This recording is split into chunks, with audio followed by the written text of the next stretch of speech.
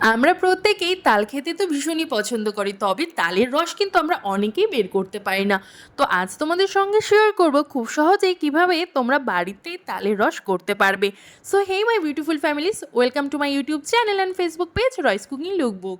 তো আমি এখানে কালো তাল নিয়ে নিয়েছি দুটো, বেশ বড় বড়, ভালো মতো কিন্তু ধুয়ে নিয়েছি। ভালো মতো না ধুয়ে কিন্তু কিছু করতে নেবে না, ভালো মতো ধুয়ে নিয়েছি। আর তার সাথে লাগছে একটা ঝাঁঝরি দেওয়া থালা, তার সাথে লাগছে একটা বড় গামলা, লাগছে একটা নেট, আর কিছুটা পরিমাণে জল। তো প্রথমেই তালগুলোর ওপর থেকে যে শক্ত অংশটা রয়েছে সেটাকে ভালো মতো উঠিয়ে নিতে হবে। তারপর খুব আস্তে আস্তে, খুব সাবধানে কিন্তু তালের খোসাটা ছাড়িয়ে নিতে হবে। এটা কিন্তু প্রচণ্ড ধার হয়, প্রচণ্ড ছুঁচোলো হয়, হাত কিন্তু অনায়াসে কেটে যেতে পারে। তো খুবই আস্তে আস্তে বেশ সময় নিয়ে কিন্তু ভালো মতো তালের এই খোসাটা ছাড়িয়ে নিতে হবে। অবশ্যই কিন্তু কালো তাল নেওয়ার চেষ্টা করবে। কালো তাল কিন্তু মিষ্টি হয়, লাল রঙের তাল কিন্তু খুব একটা মিষ্টি হয় না, একটু টক টক টাইপের হয়। তো আমার এখানে কিন্তু ভালো মতো খোসা ছাড়ানো হয়ে গিয়েছে। চেষ্টা করবে একটা পাকা তাল নেওয়ার, মানে খুব যেন একটু পাকা টাইপের হয়। শক্ত থাকলে কিন্তু ছিলতেও খুব অসুবিধা হবে, আর রস কিন্তু একদমই বেরোতে চাইবে না। তো দেখো, তাল তো ছোলা হয়ে গেছে। এবার তালকে আমি ৩ ভাগ করে নিয়েছি, যে ৩টে আঁটি রয়েছে।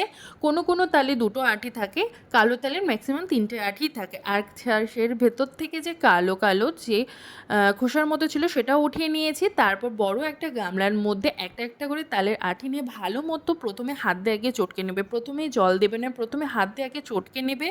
তারপরে সামান্য সামান্য করে রানিং ওয়াটার দিয়ে ভালো মতো কিন্তু এভাবে চটকে নিতে হবে। কোনো ঠান্ডা জল বা গরম জল সেই কোনো ব্যাপার নেই, নর্মাল যে রানিং ওয়াটার আছে সেটা দিয়ে ভালো করে, খুব বেশি জল দেবে না, অল্প অল্প জল দিয়ে ভালো মতো চটকে নিতে হবে বেশ সময় ধরে। দেখো, চটকাতে চটকাতে কিন্তু অনেকটা পরিমাণে রস বেরিয়ে আসবে। এভাবে আমি 3টে কিন্তু ভালো মতো চটকে নিয়েছি। এবার সেই গামলার মধ্যেই প্রথমে ভালো মতো নেটটাকে বিছিয়ে দেব, তাহলে কিন্তু আমার বেশি বাসনও বেরোবে না, আর হচ্ছে একবারে ছেঁকাও হয়ে যাবে, প্লাস তোমার হচ্ছে রস বের করা দুটোই হয়ে যাবে। তো তার ওপরে আমি ওই ঝাঁঝরির থালা দিয়ে ভালো মতো তালের আঁটিগুলোকে ভালো মতো ঘষে নেব। এভাবে করলে কিন্তু খুব তাড়াতাড়ি তালের রস বেরিয়ে যায়। তোমরা চাইলে প্রথমে রস করে নিয়ে তারপরে ছেঁকতে পারো, এক্ষেত্রে কিন্তু একই কাজ তোমাকে দুবার করতে হবে, ডবল খাটনি করতে হবে। তার থেকে এভাবে করো, একবারই হয়ে যাবে। দেখো কতটা পরিমাণে রস বেরিয়েছে আর কতটা ঘনও হয়েছে। যদি বেশি জল দিয়ে দাও একদম পুরো পাতলা হয়ে যাবে, যেটা কিন্তু একদমই ভালো লাগবে না। তো আমার কিন্তু অনেকটা পরিমাণে রস বেরিয়েছে একটা তাল থেকে, আমি কিন্তু দুটো তাল ছেঁকিনি। এবার ভালো মতো নেটটাকে আস্তে আস্তে হাত দিয়ে এভাবে জড়িয়ে নিয়ে এবার রসটা বের করে নেব।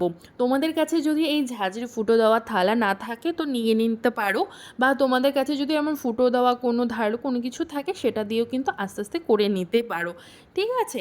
তবে চেষ্টা করো এই ঝাঁঝরি দেওয়া ফুটো থালগুলো দিয়ে করা, তাহলে কিন্তু হাতে প্রেশারটা কম দিতে হয়, গামলার সাথে পুরো সেট হয়ে যায়, করতে সুবিধা হয়। তো দেখো, এভাবে চিপে কিন্তু ভালো মতো আমি রসটা ছেঁকে নিচ্ছি। খুব সহজে কিন্তু ছেঁকাও হয়ে যায়, বেশি সময় লাগেনি। তবুও আমি বলবো একটু ধৈর্য নিয়ে আস্তে আস্তে করো, খুব তাড়াতাড়ি তোমরা করে নিতে পারবে। আর দেখো, এবার এই নেটের মধ্যে কতটা পরিমাণে তালের এই শাঁসটা জমে গিয়েছে। এবার তৈরি আমাদের এই তালের রস। তোমরা এবার এটা দিয়ে অনায়াসে তাল ক্ষীর, মালপোয়া যা খুশি বানাতে পারো। দেখা হচ্ছে তালের অন্য কোনো রেসিপিতে। বাই।